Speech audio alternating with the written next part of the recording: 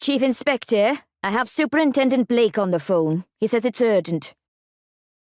Detective Chief Inspector Richard Fitzwilliam stopped drumming his fingers on the top of his mahogany office desk. He pushed aside the papers he'd been staring at since he'd got into work that morning and sighed. A call from his boss always meant extra work for him. Okay, Carol, please put him through. The phone line clicked, confirming his PA had transferred the call. Nigel, what can I do for you? Richard, we have a problem at Fawstead Manor.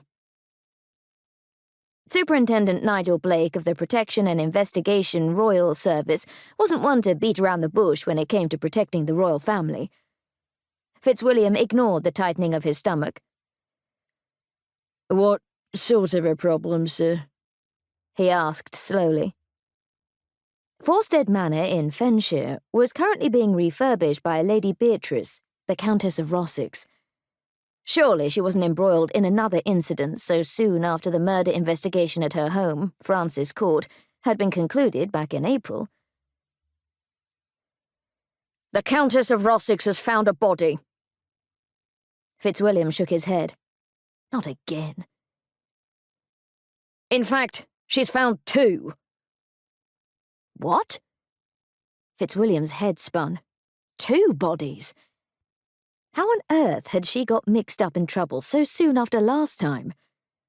Hadn't he jokingly said to her back in April to try not to find any more bodies after she and her business partner, Perry Juke, had discovered Francis Court's estate manager dead in a room they'd been refurbishing?